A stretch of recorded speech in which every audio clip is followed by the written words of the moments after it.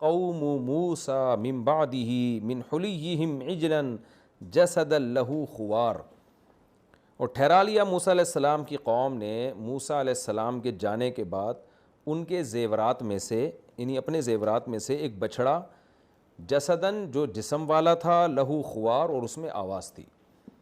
اس میں مفسرین کے دو قول ہیں کہ کس زیور سے انہوں نے یہ بنایا۔ ہوا یہ تھا کہ یا تو یہ ہوا ہے کہ بنی اسرائیل نے مصریوں سے کچھ سونا ادھار لیا ہوا تھا، اب جب فرعون اپنے لشکر سمیت دریا میں غرق ہو گیا، ہلاک ہو گیا، تو وہ اس سونے کا کیا کرتے جو انہوں نے ادھار لیا ہوا تھا؟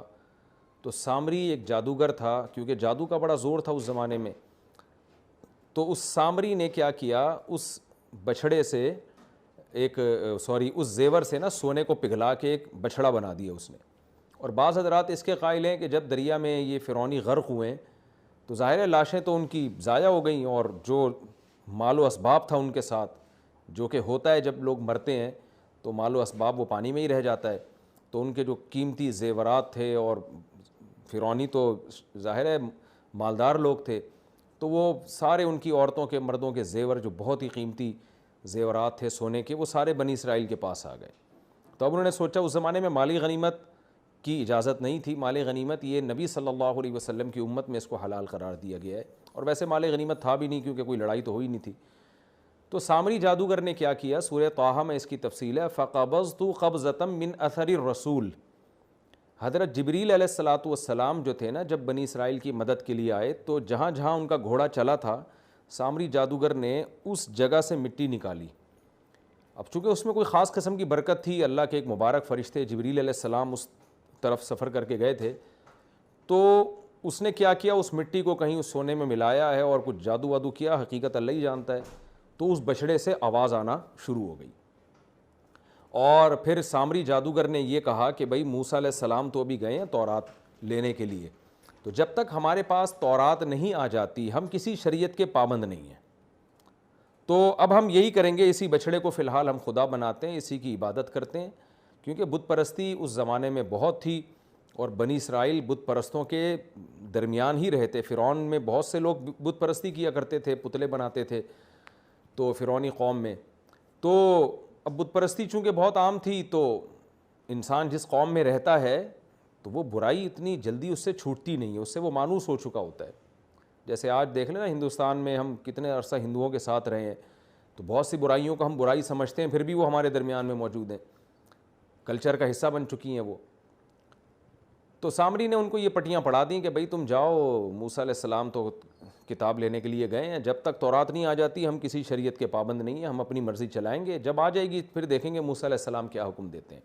اور اس نے جادو کا زور کیا، وہ بچھڑے جناب آواز آتی تھی، اور وہ سارے مستنڈے بن کے اس کے گرد، جیسے لوگ بتوں کے گرد بیٹھتے ہیں ادب احترام کے ساتھ، اس طرح بیٹھ گئے۔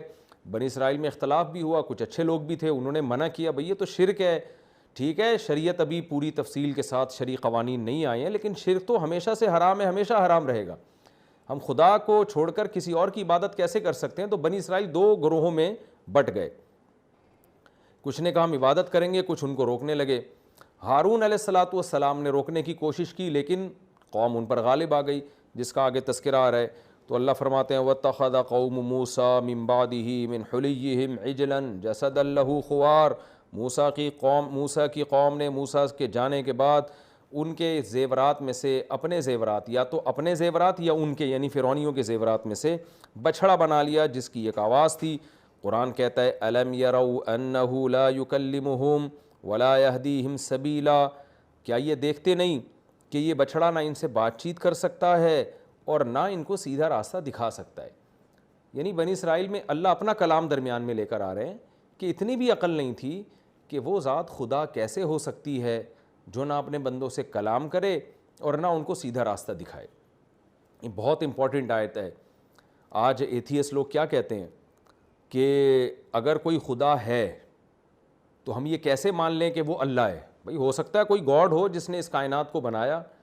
تو ہم یہ کیوں مانیں کہ وہ اللہ ہے، اور وہ مسلمانوں کا جو خدا ہے، عربوں کا جو خدا ہے، بیت اللہ جس کو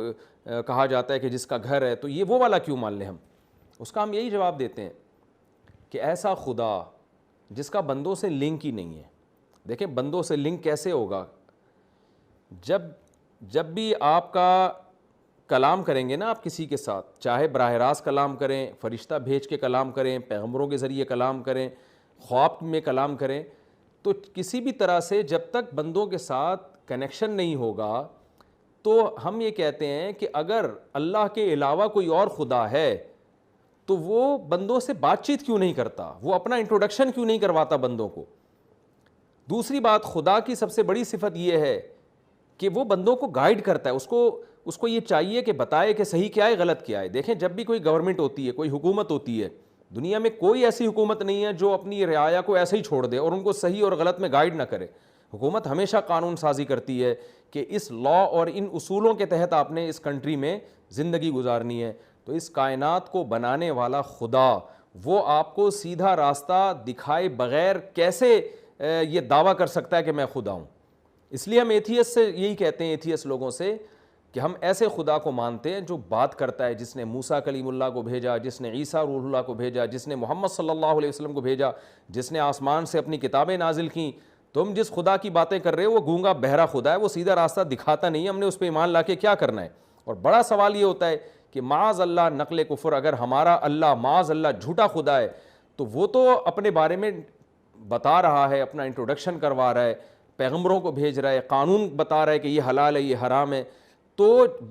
جھوٹا خدا معاذ اللہ اگر اتنے سارے کام کر رہا ہے تو سچا خدا آ کے بتاتا کیوں نہیں ہے کہ یہ غلط خدا ہے؟ وہ چپ کیوں بیٹھا ہوا ہے؟ تو ہم ایسے ہی خدا پر ایمان لائیں گے جو ہم سے رابطہ بھی کرتا ہے اور ہمیں صحیح راستہ بھی دکھاتا ہے. تو یہ گاڈ کی بڑی صفت ہے. جب تک میں نے اس آیت پر ڈیپلی غور نہیں کیا تھا، مجھے یہ آیت سمجھ میں نہیں آتی تھی کہ اللہ تعالیٰ نے بنی اسرائیل کے بچڑوں کو جس کی وہ پوجا کر رہے تھے،